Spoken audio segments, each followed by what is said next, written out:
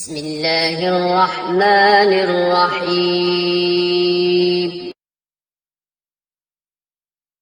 ایسی شکایتیں آتی ہیں کہ جی انہوں نے اپنے آپ کو دین کی خدمت کے لیے وقف کر دیا، بچوں کا پتہ ہی نہیں کہاں کون بچہ کہاں بیٹھا ہے، وہ فلم دیکھ رہا ہے سینما گھر میں بیٹھ کے، یا وہ جناب باہر چرسیوں ہیروئنسیوں کے ساتھ بیٹھ رہا ہے۔ مائیں بیچاری بچوں کی فکر کر رہی ہیں اور وہ تربیت کی فکر کر رہی ہیں، کہہ رہی ہیں ہمارے میاں 24 گھنٹے تبلیغ میں ہوتے ہیں، 24 گھنٹے ساری دنیا کو ہر وقت بیٹھے کے پکڑ کے نہ کچھ نصیحت کر رہے ہوتے ہیں، گھر میں بچوں کو ٹائم دینے کے لیے تیار ہی نہیں ہے، 1 منٹ کے لیے گھر میں بچوں کے پاس آگے بیٹھتے۔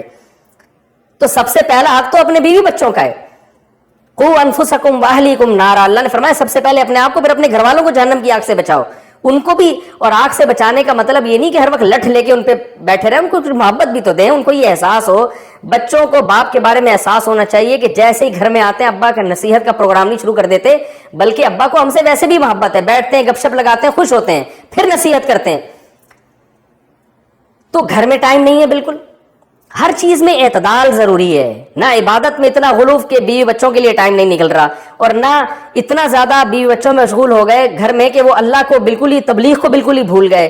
بیلنس نہیں ہے، جو جس چیز میں لگا ہوا ہے بس سمجھتا ہے اسی میں نجات ہوگی، ایسا نہیں ہے میرے بھائی، نجات ہوگی۔ قانون یہ ہے کہ اللہ کے حقوق بھی ادا کرنے ہیں، اللہ کی مخلوق کے حقوق بھی ادا کرنے ہیں، سب میں کو بیلنس لے کے چلنا ہے۔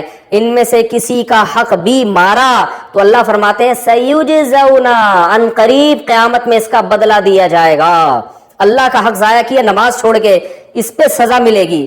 حج فرض ہوا نہیں ادا کیا، اس پہ سزا ملے گی۔ نبی صلی اللہ علیہ وسلم نے فرمایا جس پہ حج فرض ہوا اور اس نے ادا نہیں کیا، ایک روایت میں آتا ہے کہ وہ یہودی ہو کے مرے، عیسائی ہو کے مرے، اس کی مجھے کوئی پرواہ نہیں، ایک روایت میں آتا ہے۔ اور اللہ نے کیسی زبردست دھمکی دی کہ جو استطاعت کے باوجود اللہ کے گھر کی زیارت نہیں کرتا فإن اللہ غنی عن العالمین، اللہ کو ان کی کوئی پرواہ نہیں ہے، اللہ غنی ہے۔ کتنی بڑی دھمکی ہے یہ۔ نماز چھوڑ دینا اللہ کا حق ہے۔ بعض لوگ کیا کر رہے ہیں، حقوق العباد میں بہت آگے ہیں، وہ ایک ٹائم کی نماز نہیں پڑھتے۔ جب ان سے کہا جائے آپ کیسی حرکت کر رہے ہیں، کہہ رہے ہیں بھائی میں دیکھو یہ ٹرسٹ بھی میں نے بنایا، یہ عیدی سینٹر میں اتنے پیسے دیتا ہوں، فلاں مدرسہ میرا ہے۔ بھائی جس اللہ نے صدقات و خیرات کا حکم دیا، اس نے سب سے زیادہ حکم نماز کا دیا ہے۔ سب سے پہلے سوال نماز کے بارے میں ہوگا، یہ ٹرسٹوں کے بارے میں اور بیوہ کی خدمت کے بارے میں بعد میں سوال ہوگا۔ تو کوئی ادھر کو لڑکا ہوا ہے تو ادھر نہیں ہے، ادھر کو لڑکا ہوا ہے تو ادھر سے بھولا ہوا ہے۔ وجہ کیا ہے کہ ہمارا یہ کانسیپٹ کلیئر نہیں ہے، ہم نے سمجھ رکھا ہے سب نے کہ جنت دپل میں ملے گی۔ ایک دن میں نے کسی کے سے کہا کہ یار تم یہ برائی کر رہے ہو، یہ تو بہت بڑا جرم ہے، اس کو چھوڑ دو۔ تو اس نے کہا ابے اللہ کو بخشنا ہوگا تو اللہ ویسے ہی بخش دے گا، نہیں بخشنا ہوگا تو ویسے ہی اٹھا کے جہنم میں پھینک دے گا۔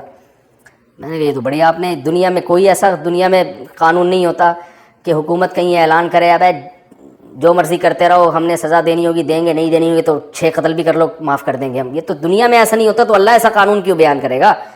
تو انہوں نے کہا وہ حدیث میں آتا ہے نا۔ میں نے کہا وہ اگر حدیث میں آتا ہے تو یہ جو میں بیان کر رہا ہوں یہ اس سے 6، وہ اگر ایک حدیث میں آتا ہے جو میں بیان کر رہا ہوں وہ 99 حدیثوں میں آتی ہے وہ بات، تو 99 کو چھوڑ رہے ہو، ایک کو لے رہے ہو۔ تو یہ آج کل ہمارے ہاں مارکیٹ میں یہ چیز چل رہی ہے جس سے ہمیں بچنے کی ضرورت ہے۔